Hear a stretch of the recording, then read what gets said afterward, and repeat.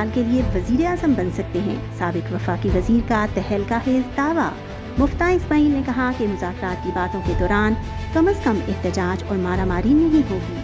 मुज़ाकरात का होना अच्छी बात है, मुज़ाकरात होनी चाहिए। हल एक ही है कि इंतखाबात हों और जमहूर की राय ली जाए।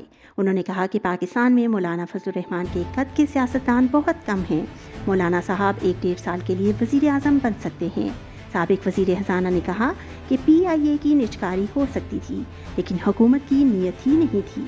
शरह सूद कम होने की वजह से स्टॉक मार्केट ऊपर गई है।